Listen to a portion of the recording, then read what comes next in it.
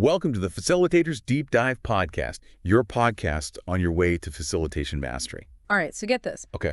Imagine learning anything, like seriously anything, by teaching it.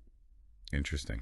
That's the kind of crazy, powerful idea behind the Feynman technique we're diving into today. Sounds intriguing. And well, what's really wild is that it comes from a Nobel Prize-winning physicist. Wow. Richard Feynman. Okay.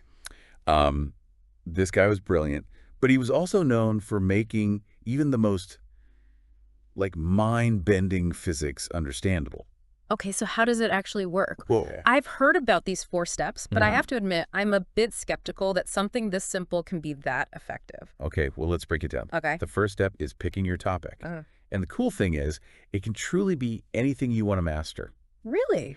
Want to learn how to code, bake the perfect croissant, understand quantum mechanics, it's all fair game. Okay, so say I pick how to write a killer podcast script. Okay.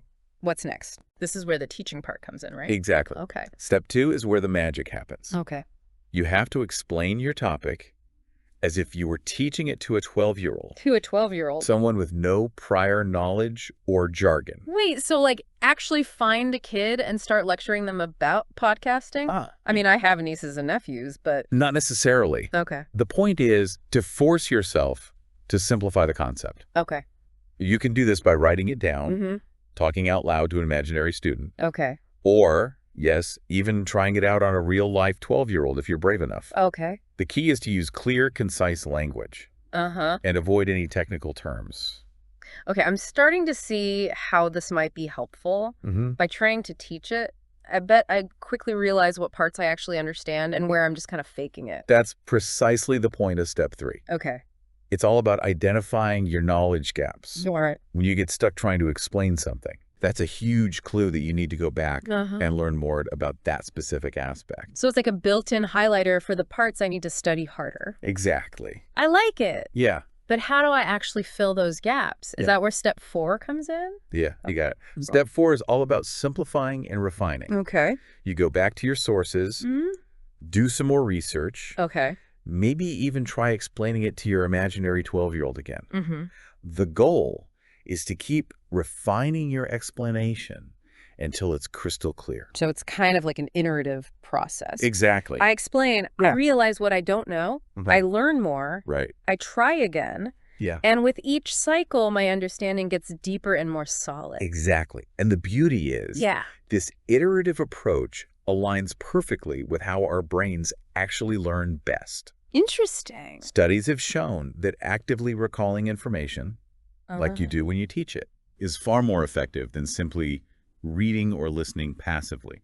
Okay, that makes a lot of sense. And it reminds me of something I read about Feynman himself. Okay.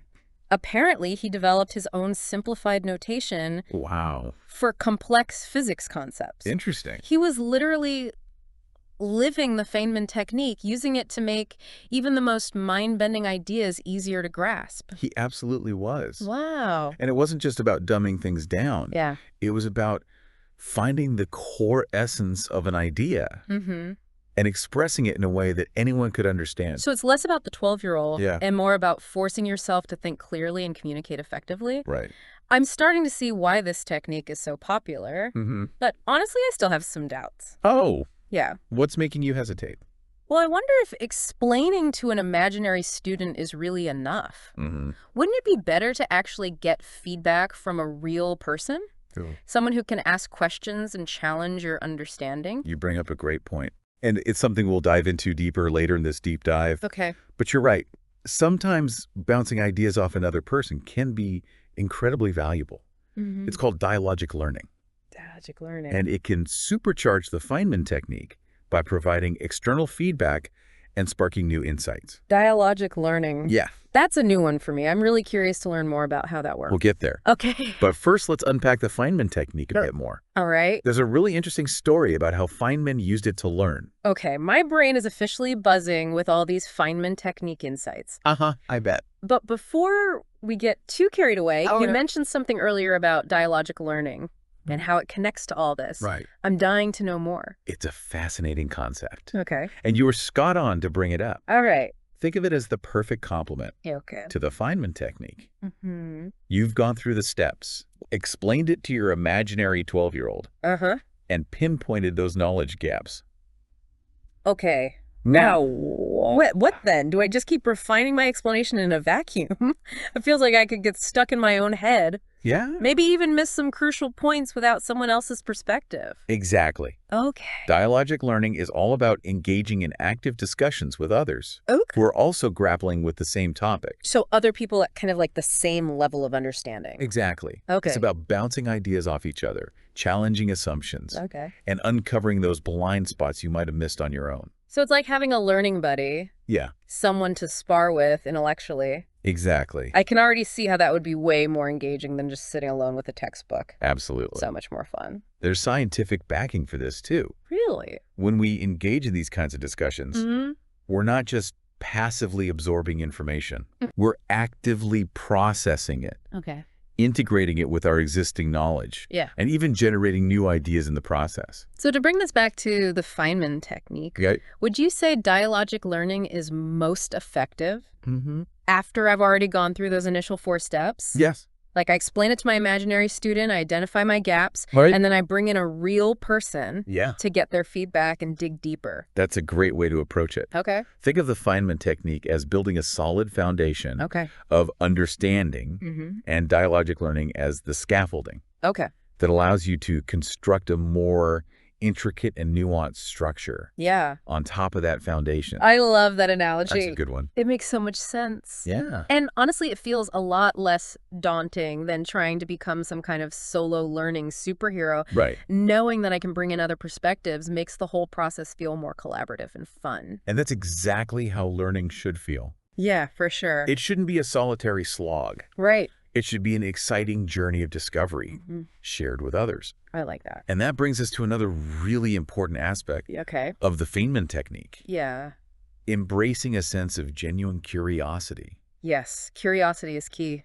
It really is. I'm constantly asking why about everything. It drives my family crazy sometimes. I can imagine.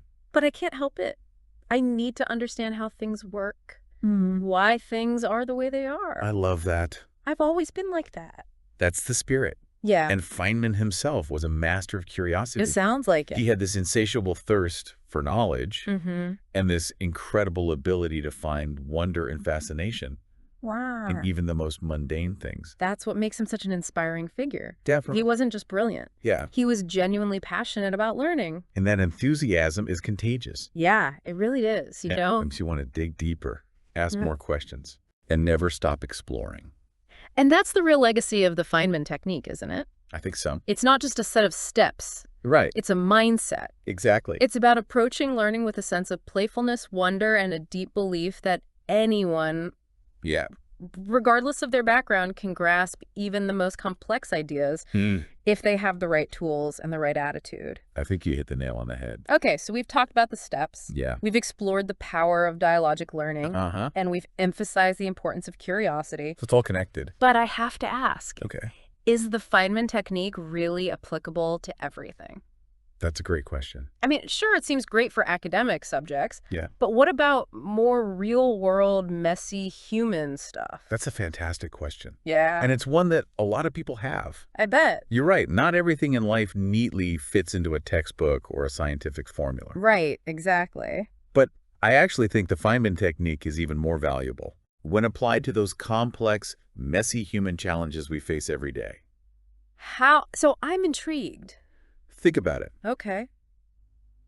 Have you ever struggled to articulate your thoughts or feelings on a particular topic? Oh, yeah, all the time. Maybe it's a political issue, a philosophical concept, or even a personal challenge you're facing. Okay. Trying to explain it to someone else, even hypothetically, can help you clarify your own thinking. Okay. And understand it on a deeper level. That's fascinating. Right. So it's not just about mastering external knowledge. Right. It's about using the technique to unpack our own internal landscapes. Exactly. Using it as a tool for self-reflection and personal growth. Exactly. But trying to explain our own beliefs, values, and motivations to that imaginary 12-year-old, we're forced to confront our own assumptions. Okay.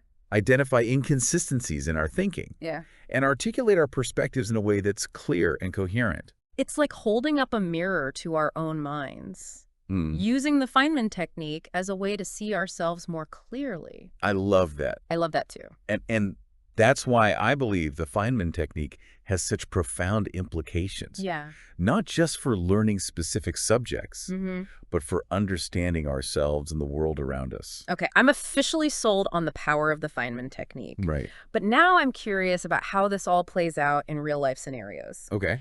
Can you give me some concrete examples? Absolutely. Of how I might use this technique to tackle some of the things I'm grappling with right now? Let's see. Okay, so we've covered a lot of ground here. We have.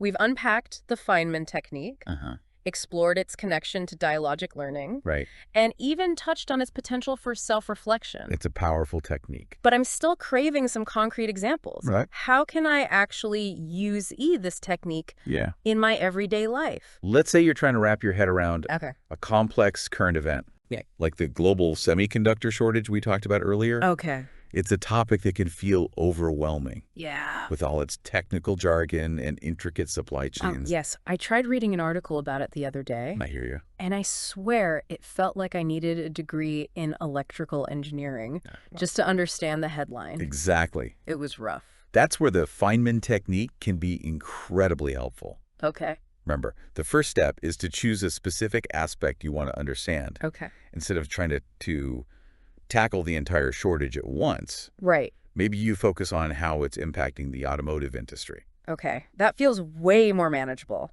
Yeah. So then I'd imagine explaining it to my trusty 12-year-old sidekick. Exactly. How would I even begin? You might start by saying something like, imagine you want to buy a new car. But there aren't enough of those tiny computer chips that control everything from the engine to the entertainment system. Okay. That's your hook.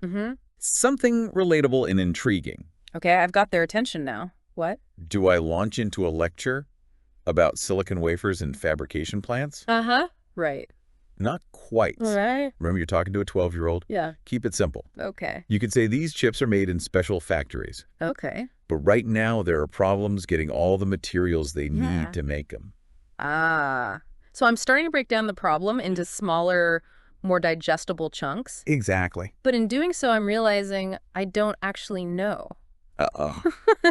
WHY, there are problems getting those materials. Yeah. Is that a knowledge gap I need to fill? Bingo. Okay. You've hit upon step 3 of the Feynman technique. Right. Identifying your gaps. Okay. Now, you know you need to do some research on things like supply chain disruptions, the impact of the pandemic, and maybe even geopolitical tensions. Okay. So I do some digging. Right. Maybe watch an explainer video or two. Yeah. And then I come back to my imaginary student armed with this new knowledge. Exactly. But how do I know if I'm actually explaining it clearly? That's where I feel like having a real person to bounce ideas off would be super helpful. You're absolutely right. Okay. And this is where dialogic learning can really shine. Okay. How so? So imagine you're having coffee with a friend. Okay. And you say, hey, I've been trying to understand this whole semiconductor thing.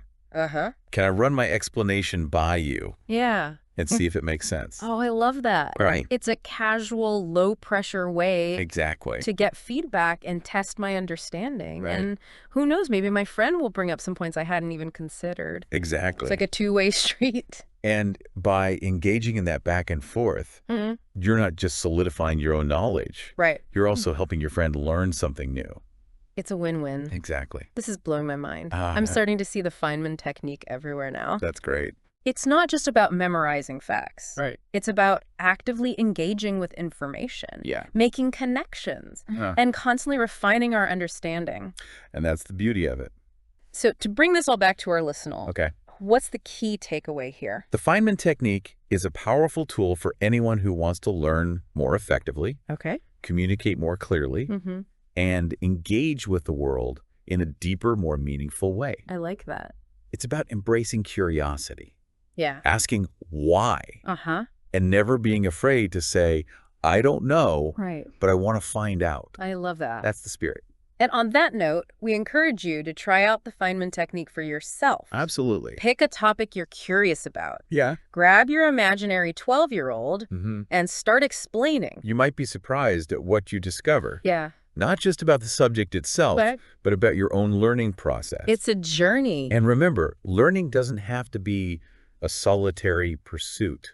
That's so true. Find a learning buddy. Spark a conversation. Yeah. And let the joy of shared discovery fuel your journey. I like that. Who knows, maybe you'll even inspire someone else. Yeah. To dive deep into a topic they never thought they'd understand. That's a fantastic thought. Thanks for joining us on this deep dive into the Feynman technique. It's been a pleasure. Until next time. Keep learning. Keep exploring. Keep exploring and keep asking why. See you next time on the Facilitators Deep Dive Podcast, your podcast on your way to facilitation mastery. Until next time. See you then.